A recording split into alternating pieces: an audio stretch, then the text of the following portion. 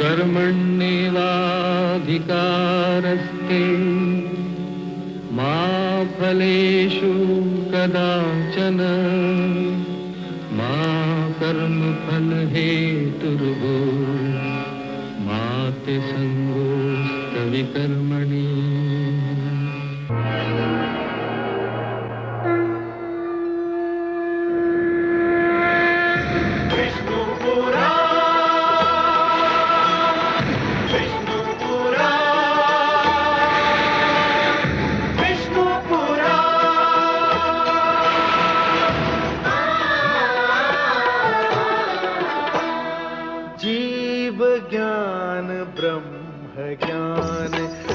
श्री विष्णु पुराण ओम की कथा महान। जय श्री विष्णु पुराण विष्णु पुराण विष्णु पुराण विष्णु पुराण। प्रगटे कब तीन लोक पृथ्वी जल वायु गगन प्रकृति कब ज्योत अगन। इस पुराण में है निहित जप तप और योग ध्यान। विष्णु पुराण विष्णु पुराण विष्णु पुराण। मैं मां हूं, धरती मां। ध्रुव मेरे श्रेष्ठ और प्रिय पुत्रों में से एक है, जिसने मानव समाज को यह संदेश दिया है कि भक्ति के बिना कर्म अधूरा है और कर्म के बिना भक्ति अधूरी है। कर्म में भक्ति का समावेश हो जाए तो भगवान विष्णु को अपने कृपा द्वार खोलते देर नहीं लगती। अटल विश्वास, दृढ़ संकल्प, अटूट निश्चय क्या नहीं कर सकता। ध्रुव के रूप में मुझे मानव शक्ति की पहली झलक देखने को मिली।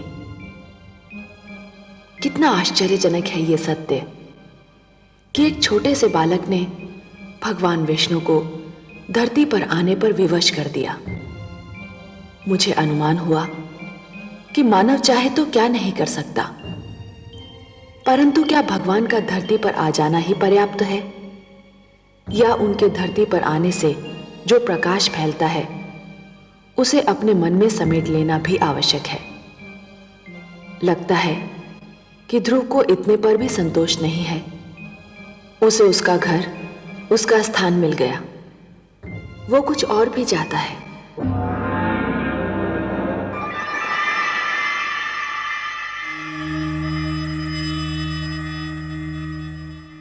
वासुदेव, वासुदेव, आप कहाँ चले गए वासुदेव?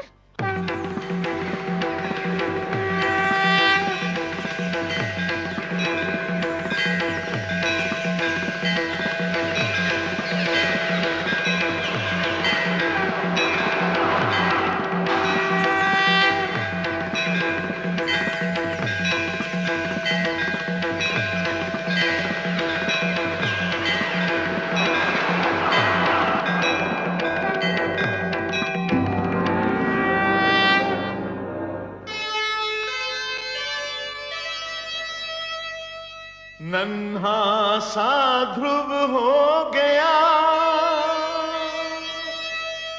ऐसा भक्त महान। शक्ति दिखाई भक्ति ने, प्रगट हुए भगवान।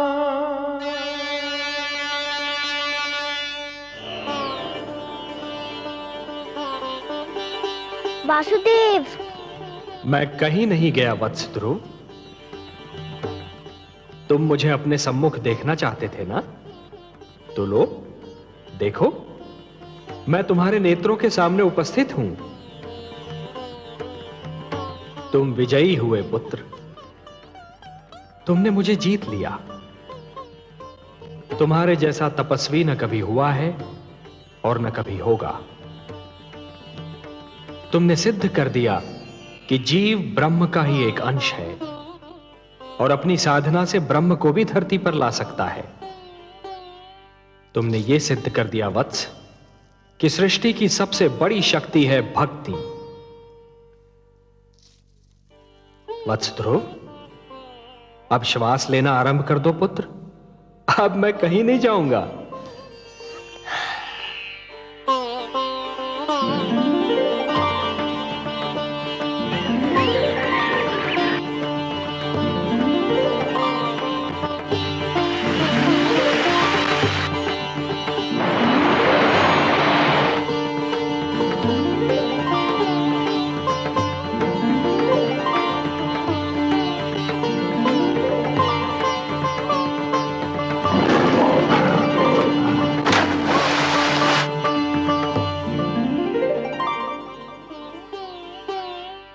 तुम मुझसे मिलना चाहते थे, मैंने तुम्हारी इच्छा पूर्ण कर दी। अब अपने माता पिता के पास लौट जाओ। नहीं भगवान नहीं, अभी मैं नहीं जाऊंगा। क्यों वत्स? भी तो मुझे आपसे बहुत सी बातें करनी है, बहुत से प्रश्न पूछने हैं। प्रश्न? मुझसे? भला ऐसे कौन से प्रश्न हैं तुम्हारे मन में? मुझे बताइए प्रभु कि मेरी छोटी माता मुझे अपना पुत्र क्यों नहीं मानती? उन्होंने मेरी माताश्री को दासी क्यों कहा? उन्होंने मुझे मेरे पिताश्री की गोद से क्यों उतारा? मेरे पिताश्री ने छोटी माता को रोका क्यों नहीं? बताइए भगवान। अरे अरे अरे अरे अरे, इतने सारे प्रश्न एक साथ? अच्छा ये बताओ कि सबसे पहले तुम किस प्रश्न का उत्तर चाहते हो? मुझे मेरे पिताश्री की गोद से क्यों उतारा गया? अच्छा, तो इस प्रश्न ने तुम्हें सबसे अधिक व्याकुल किया है? हाँ भगवान। मेरे निकट आओ।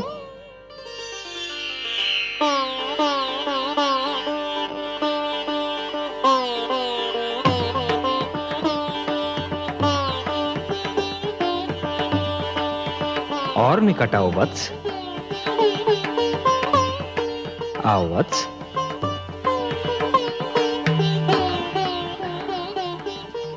मेरी गोद में बैठ जाओ।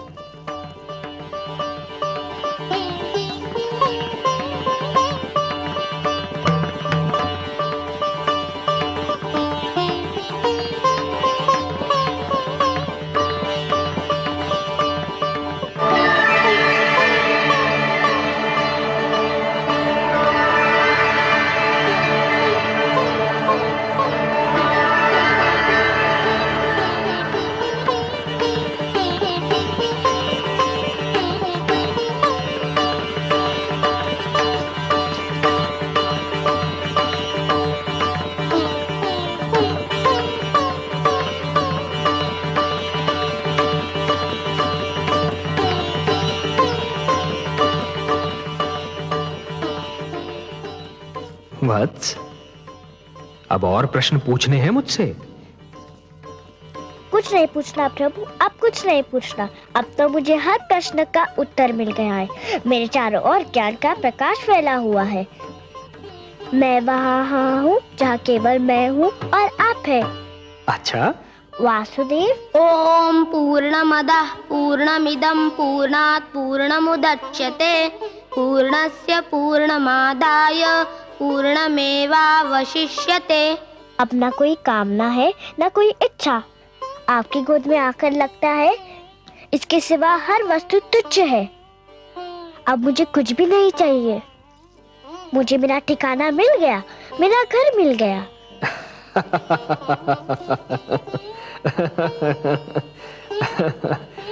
नहीं वत्स, मेरी गोद तुम्हारा ठिकाना नहीं, तुम्हारा घर नहीं।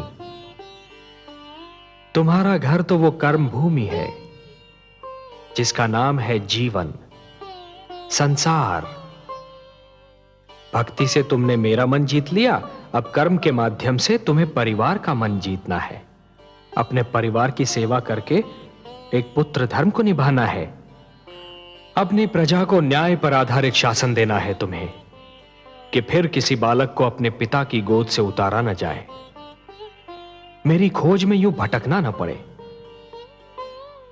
वत्स, जब तुम ये समस्त धर्म निभा लोगे ना, तो तुम्हें वो स्थान प्राप्त होगा जो संसार के रहते तुम्हारा नाम जीवित रखेगा। मैं तुम्हें वरदान देता हूं वत्स कि मानव धर्म का निष्ठापूर्वक पालन करने के उपरांत तुम्हें नक्षत्र लोक में वो स्थान प्राप्त होगा जो तुम्हारे ही नाम से जाना जाएगा। इस धरती के वासी उसे ध्रुव लोक कहकर पुकारेंगे, जहां तुम सदा जगमगाते रहोगे। यही तुम्हारे कर्म का फल होगा वत्स। वासुदेव, मुझे बताइए कि कर्म क्या है? कर्म पूजा है वत्स, कर्म यज्ञ है, कर्म जीवन है, जीवन का आदर्श है। और जीवन क्या है देव? जीवन एक सौभाग्य है पुत्र, एक वरदान है, मेरा दिया हुआ प्रसाद है, एक अवसर है, संसार की सेवा करने का अवसर, परिवार की सेवा करने का अवसर। परिवार क्या है? प्रभु, मुझे इसका ज्ञान दीजिए। परिवार वो है वत्स जो जीने का उद्देश्य देता है, मानव को यह बताता है कि संसार में क्यों जिया जाए, किसके लिए जिया जाए। और संसार क्या है भगवान? संसार संसार एक बड़ा परिवार है पुत्र, परिवार का विशाल रूप है, मेरी श्रेष्ठ रचना है। वसुधैव कुटुंबकम, ये सारी वसुधा, ये सारी धरती एक ही कुटुंब है, एक ही परिवार है वत्स, और यही मेरा मंत्र भी है। ये सारा संसार मेरी ही संतान है। संसार की सेवा करना अर्थात मेरी सेवा करना, संसार के भले के लिए जीना, ये एक सर्वोत्तम आदर्श है वत्स। ध्रुव, परंतु संसार के भले के लिए मर जाना, ये वो महान कार्य है जो प्राणी को मरकर भी अमर बना देता है। वत्स, जीवन की कर्म भूमि तुम्हें पुकार रही है वत्स। तुम्हारा परिवार तुम्हारी राह देख रहा है। जब तुम अपने परिवार का कल्याण करोगे, तभी समाज का कल्याण होगा, और जब समाज का कल्याण होगा, तभी सारे संसार का कल्याण होगा वत्स। यही विधि का विधान है। जाओ वत्स, अपने कर्म की ओर बढ़ो, जीवन में उतरो, संसार में प्रवेश करो। यशस्वी भव, यशस्वी भव। प्रणाम वासुदेव, आपने मुझे धर्म, कर्म, जीवन, मृत्यु सबके अर्थ बता दिए। आपको कोटि कोटि प्रणाम। आयुष्मान भव पुत्र, आयुष्मान भव।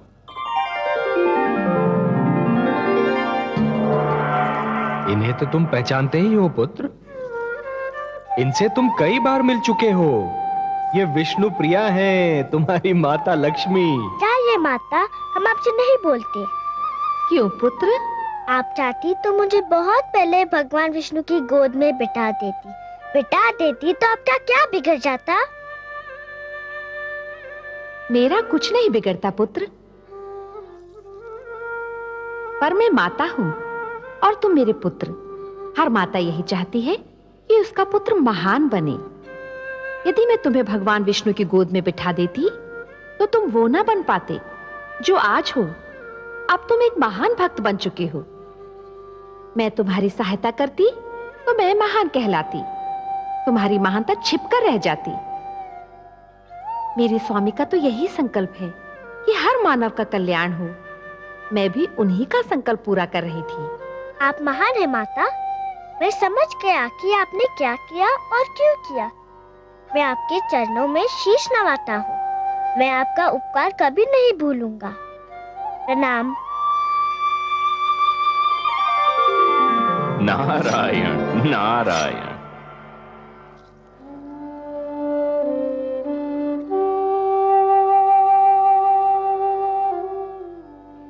गुरुदेव, देखिए देखिए क्या चमत्कार हो गया। यह भगवान विष्णु है और लक्ष्मी माता। ये सब मुझसे मिलने आए हैं। ये सब आप ही के कारण हुआ, आप ही की कृपा से हुआ। आप महान है गुरुदेव। नहीं पुत्र, तुम महान हो। तुमने अपनी भक्ति से ब्रह्मा का लेख बदल दिया। नहीं गुरुदेव, आपसा मार्गदर्शक मुझे न मिलता तो ये सब कैसे होता? ध्रुव ठीक कह रहा है देवर्षि। गुरु तो भगवान से भी बड़ा होता है। गुरुर ब्रह्मा गुरुर विष्णु गुरुर्देवो महेश्वरः गुरु साक्षात परब्रह्म तस्मै श्री गुरवे नमः। यशस्वी भव पुत्र। प्रभु, यदि आपकी और माता की अनुमति हो तो मैं वत्स ध्रुव को महाराज उत्तानपाद की राजधानी पहुंचा दूं। नहीं देवर्षि, आप अकेले नहीं जाएंगे। ध्रुव को विदा करने हम सब साथ मिलकर जाएंगे।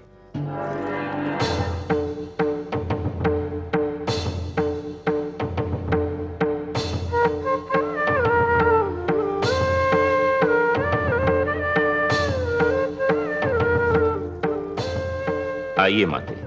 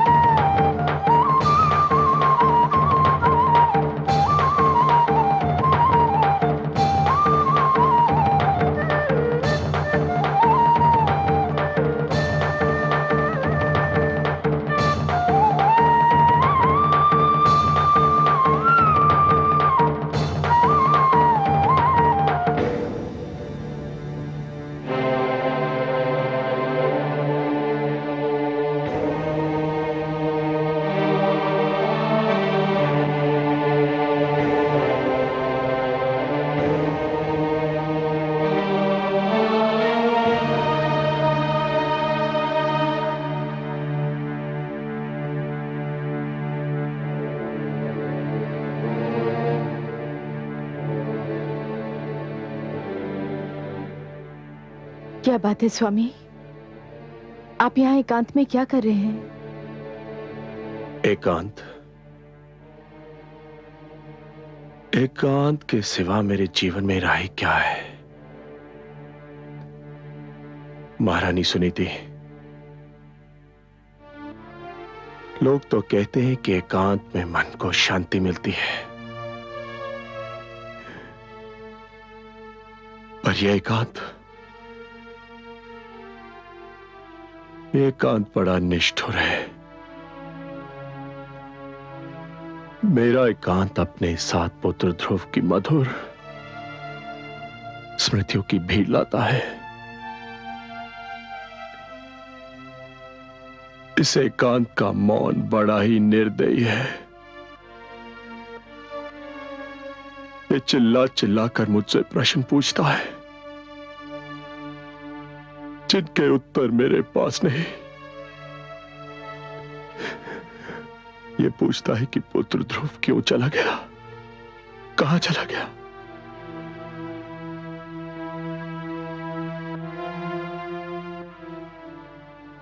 इस एकांत का हर जाता हुआ पल मुझ पर दोष लगाकर जाता है कि मैंने अपने ही हाथों से अपने संसार में आग लगाई थी, और हर आता हुआ पल यह संदेश लेकर आता है कि ये एकांत ही मेरा दंड है।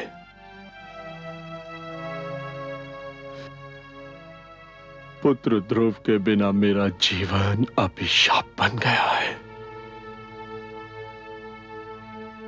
और यह अभिशाप मुझे जीवन भर भोगना है, जीवन भर भोगना है।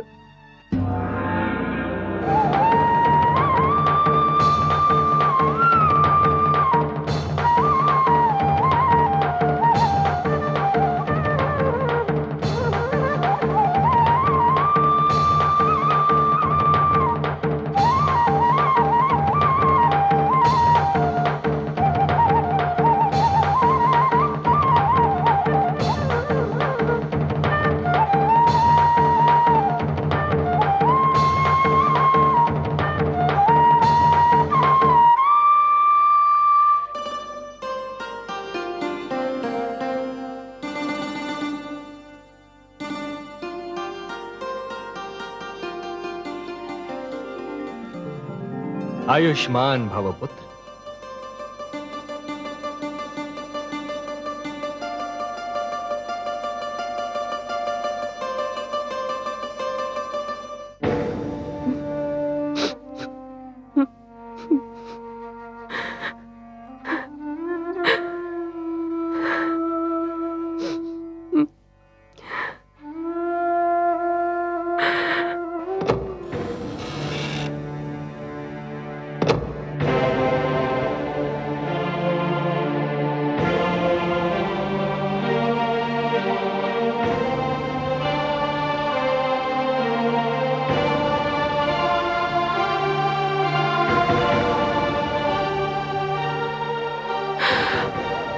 प्रणाम माते। ध्रुव तुम? हाँ, मैं आपको धन्यवाद देने आया हूँ। धन्यवाद? मुझे? मैंने ऐसा कौन सा शुभ कार्य किया है कि तुम मुझे धन्यवाद देने आए हो? आपने जो मुझ पर उपकार किया। उपकार नहीं किया पुत्र, मैंने तुम पर अत्याचार किया है। अत्याचार किया है मैंने तुम पर। नहीं माते, आपने तो मुझ पर इतना बड़ा उपकार किया है कि मैं 100 जन्म आपकी सेवा करूं तब भी उसे चुका ना पाऊंगा। मत कहो मुझे माते, मत कहो। मैं इस पवित्र शब्द के योग्य नहीं हूँ। माता वो होती है जो अपने आंचल से संतान को सुख की छांव देती है, जिसका मन प्यार का भंडार होता है। मैंने तो तुमसे केवल घृणा की है, तुम्हें केवल दुख दिया है। मैं घृणा की पात्र हूँ, घृणा की पात्र हूँ। महारानी सुनीति से मुझे ईर्ष्या थी, उसका बदला मैंने तुमसे लिया पुत्र। मैंने ही तुम्हें महाराज की गोद से उतारा, मैंने ही तुम्हें वन में भटकने पर विवश कर दिया, मैंने ही एक नन्हे से बालक को यातना झेलने पर विवश कर दिया। मैं माता नहीं, कुमाता हूँ, कुमाता हूँ। पुत्र कुपुत्र हो सकता है, पर माता कुमाता हो ही नहीं सकती। वो तो देवी के समान होती है, पवित्र और पूजा के योग्य। आप भी मेरे लिए पूजा के योग्य है। भूल गए आप? आपने तो मुझे भगवान विष्णु का नाम बताया था। आपने तो कहा था कि मैं भगवान विष्णु को पाने के लिए तपस्या करूं। सच पूछे तो आप ही के कारण मुझे भगवान विष्णु के दर्शन हुए। हे भगवान, जिस बालक के प्रति मैंने इतने अन्याय किए, वही आज मुझे अपनी महानता का कारण समझ रहा है। तुम महान हो पुत्र, तुम महान हो। क्या कर रही है माते? मुझे अपने चरण छू लेने दो पुत्र, कदाचित मेरे पापों का बोझ कुछ कम हो जाए। जिस दिन माता को पुत्र के चरण छूने पड़े, उसी दिन का नाम महाप्रलय होगा। मुझे अपने गले लगा लीजिए माते, मैं धन्य हो जाऊंगा। पुत्र, मेरा पुत्र ध्रुव,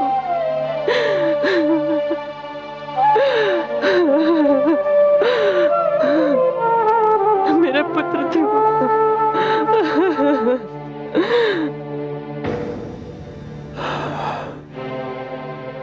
ये सब भाग्य का खेल है स्वामी। नहीं, ये कहकर मैं स्वयं को धोखा नहीं दे सकता।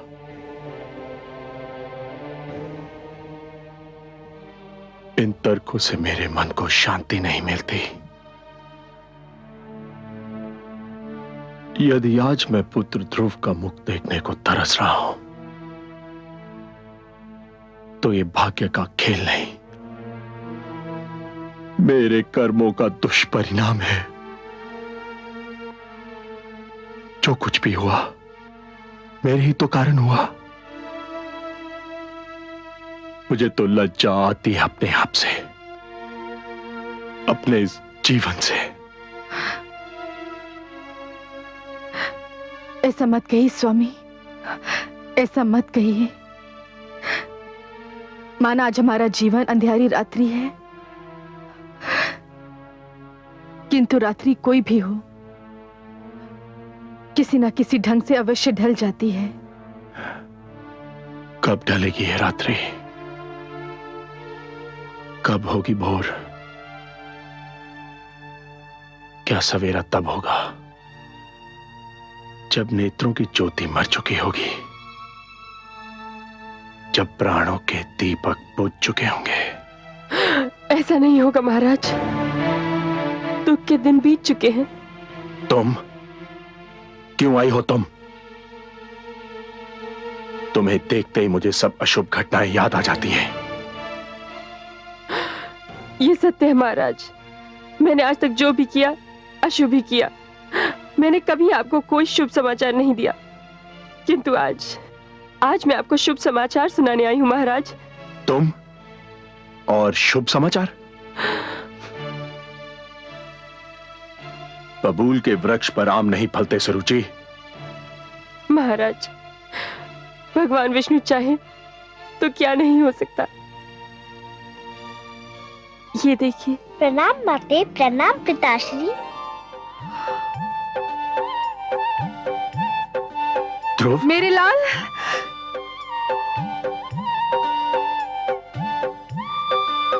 ध्रुव, ध्रुव, ध्रुव, कहाँ चला गया था तू? कहाँ चला गया था? ध्रुव, ध्रुव मेरे पुत्र। आपका लाल महान बन चुका है महारानी। इसे भगवान विष्णु स्वयं दर्शन दे चुके हैं। मेरे छोटे से भगवान, मुझे क्षमा कर दो। किंतु आपको भी किसी को क्षमा कर देना होगा। किसको क्षमा करना होगा? इन्हें, मेरी छोटी माता को। इसे? हाँ, इन्हें। ये न होती तो मुझे भगवान विष्णु के दर्शन कैसे होते? इन्हीं के कारण तो मैं भगवान विष्णु की खोज में निकला था। आओ माते।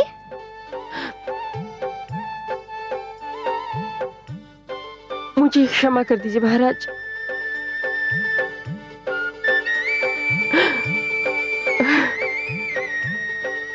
क्या कर रही हो?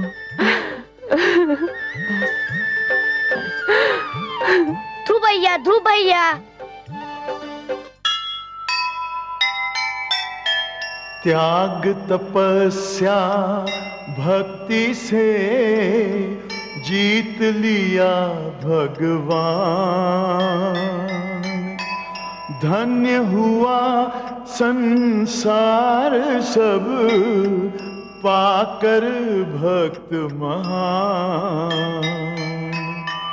ऐसा था निश्चय अटल, ऐसा था विश्वास। ध्रुव ऐसा तारा बना, चमक उठा आकाश, चमक उठा आकाश।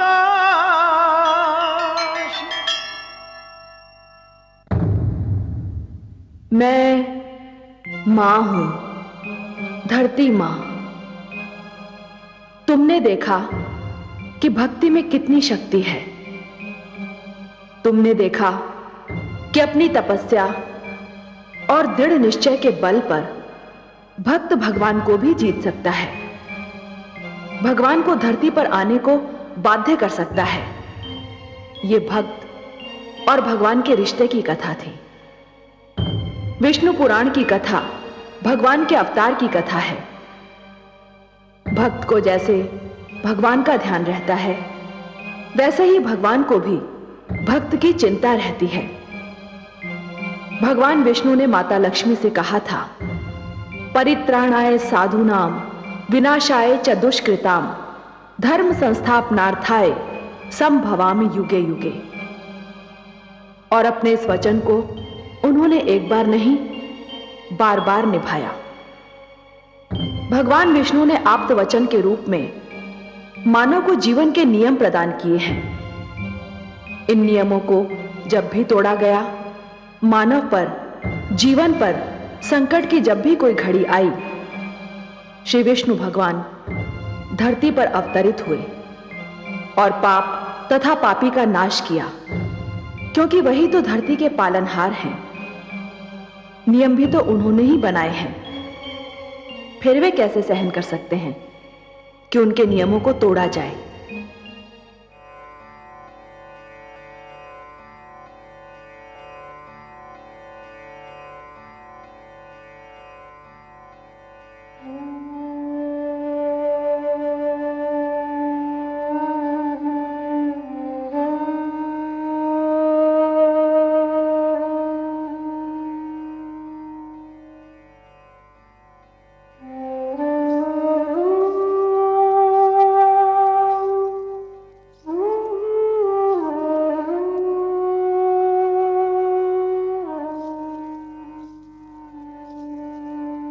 महादेवी,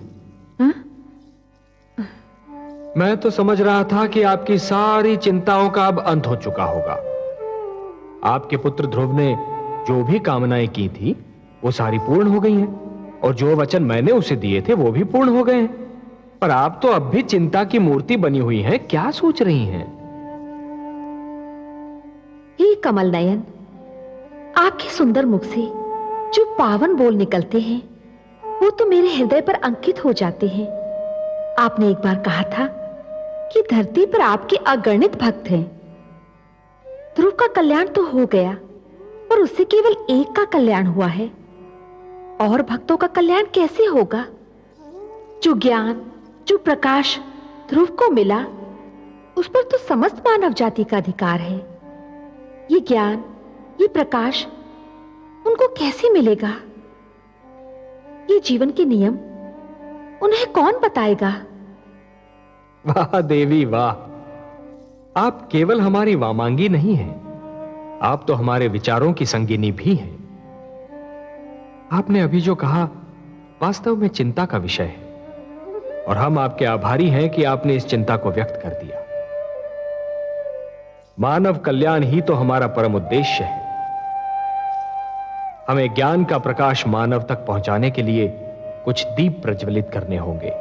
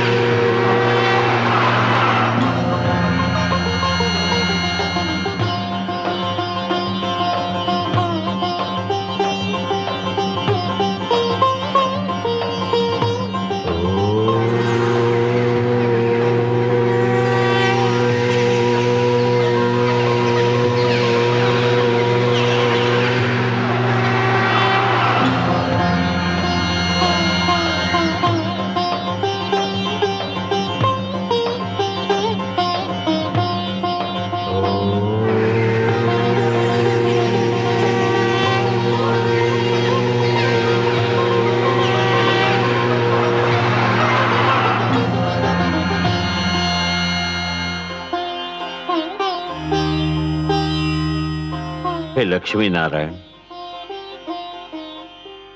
मेरे लिए क्या आदेश है? आज आपकी सभा में कुछ नवीन, अति सुंदर और महातेजस्वी पात्र दिखाई दे रहे हैं प्रभु, जिनके आज से पहले अभी दर्शन नहीं हुए। हे ब्रह्मा, ये आप्त वचन है, मेरी वाणी है। ये सारे ज्ञान के स्वरूप हैं। ज्ञान जो निश्चल होता है, पवित्र होता है, एक बालक के समान, और इसीलिए इन्हें बाल स्वरूप प्राप्त हुआ है। ब्रह्मा जी, विधाता को अपना परिचय दीजिए। हे ब्रह्मा, भगवान विष्णु ने मेरा नाम ऋग्वेद रखा है। हे प्रजापति, भगवान विष्णु ने मुझे यजुर्वेद का नाम दिया है। हे विधाता, भगवान विष्णु ने मुझे सामवेद कहकर पुकारा है। हे प्रभु, भगवान विष्णु से मुझे अथर्ववेद का नाम मिला है। हे त्रिलोकीनाथ, परिचय तो मिल गया, परंतु मेरे लिए इनकी रचना का उद्देश्य अब भी एक भेद बना हुआ है। कौन सी आवश्यकता इनकी रचना का कारण बन गई सर्वेश्वर? हे चतुरानन, जिस सृष्टि का निर्माण आपने किया है उसे चलाने का कार्यभार तो हम ही को मिला है ना? वो तो आप बहुत सुंदर ढंग से चला रहे हैं। आदि प्रजापति, हाँ, किंतु शिशु जब अपने पांव पर खड़ा होना और चलना सीख रहा होता है तो हर पग पर उसके पांव डगमगाते हैं। उसे गिरने का भय होता है, तब उसे किसी उंगली या हाथ के संबल की आवश्यकता होती है। मानव जीवन भी अभी बस अपने पांव पर खड़ा होना और चलना सीख ही रहा है ब्रह्मा जी। उसे भी किसी संबल की आवश्यकता है, ज्ञान की आवश्यकता है, प्रकाश की आवश्यकता है। और ये मेरे वेद, मेरी वाणी, मेरे आप्त वचन मानव की इसी आवश्यकता की पूर्ति करेंगे। आपकी जितनी भी प्रशंसा की जाए कम है। हे परम श्रेष्ठ, कितनी सुंदर कृतियां बनाई हैं आपने। इनके मुख से तो तेज की किरणें फूट रही है। हे विधाता, आपको तो ज्ञात ही है कि मानव मुझे कितना प्रिय है। मैं तो स्वयं मानव में अपनी छाया देखता हूं। मैं उसे वो ज्ञान देना चाहता हूं जो किसी और प्राणी के पास ना हो। मैं उसे वो विवेक देना चाहता हूं जो उसे श्रेष्ठता दे, समृद्धि दे। ये वेद मैंने मानव कल्याण के लिए रचे हैं। इसीलिए तो जगत आपको मंगलकारक कहता है। हे विश्वेश्वर, आपको सदैव मानव कल्याण का ध्यान रहता है। हे ब्रह्मा, मेरा मानव पर और मानव का मुझ पर अधिकार है। ये ऋग्वेद है। ऋग्वेद का संदेश है मनुर्भव, मनुष्य बनो। मनुष्य इसका निर्देश है। ऋग्वेद ईश्वर और मानव के संबंध की परिभाषा है। यह मानव को प्रार्थना के मंत्र सिखाएगा ब्रह्मा जी। आप तो स्वयं दयामय हैं प्रभु, प्रार्थना और पूजा की आवश्यकताओं से परे। हे सर्वशक्तिमान, प्रार्थना का आपके लिए क्या महत्व है? हे ब्रह्मा, प्रार्थना का महत्व मेरे लिए नहीं है। प्रार्थना का महत्व तो मानव के लिए है, क्योंकि प्रार्थना झुकना सिखाती है। जिस प्रकार वृक्ष की डाली फलों से लद जाने पर झुक जाती है, उसी प्रकार जब मनुष्य को ज्ञान और समृद्धि मिले तो उसे झुक जाना चाहिए।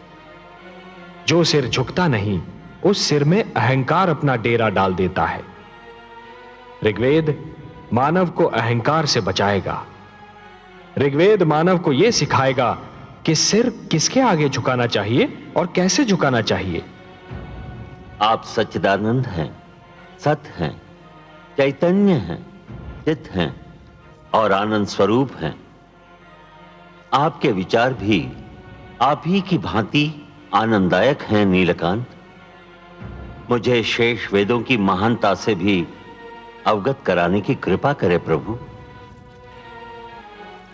ये यजुर्वेद, ये मानव को यह बताएगा कि मैं यज्ञ में निवास करता हूं। हे सृष्टि रचयिता, जीवन का दूसरा नाम है कर्म।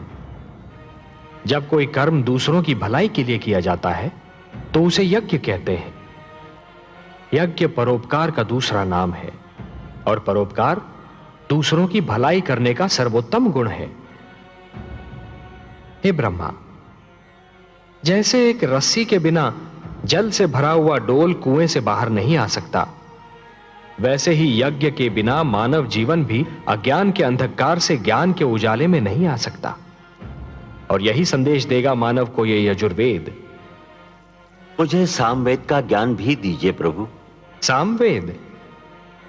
हे ब्रह्मा, आपकी सृष्टि के कण कण में संगीत बसा है। संगीत जो मन को मुग्ध कर देता है।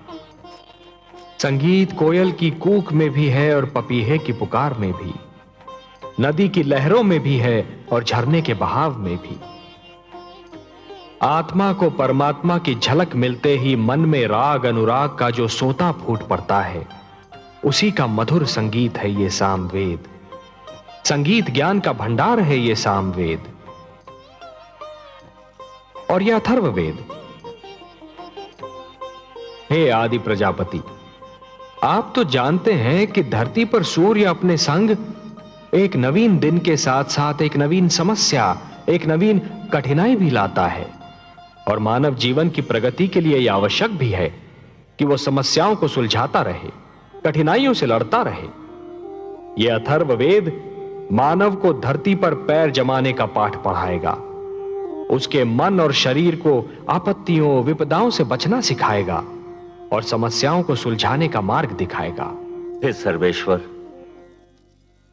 ये वेद पाकर तो मानव धन्य हो जाएगा, वो श्रेष्ठ हो जाएगा।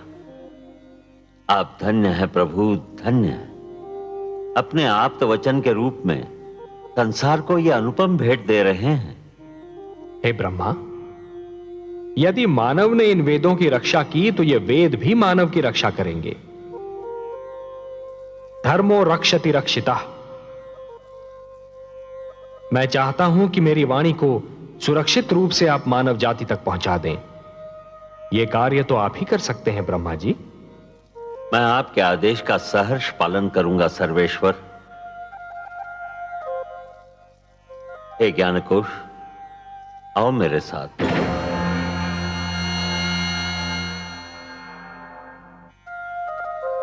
हे कमल नयन, अपनी वाणी को मानव तक पहुंचाने का कार्य तो स्वयं आप भी कर सकते थे, फिर यह कार्य ब्रह्मा को क्यों सौंपा?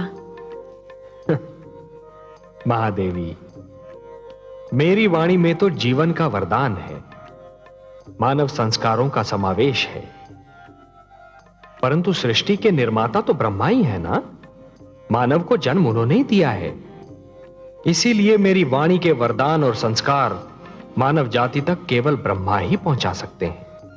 आप जो भी करते हैं मानव कल्याण के लिए ही करते हैं।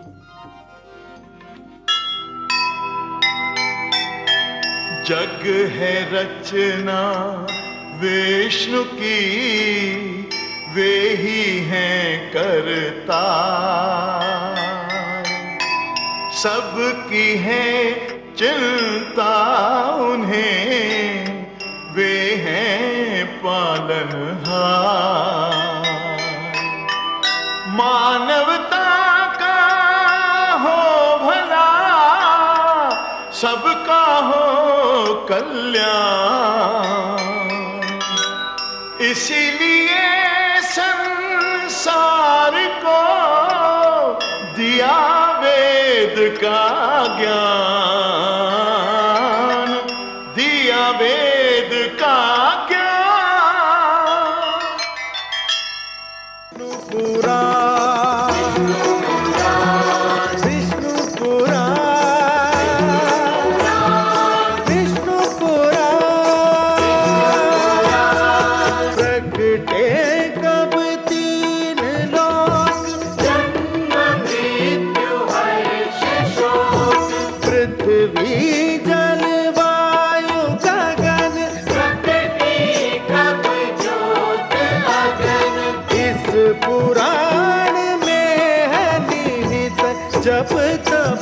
और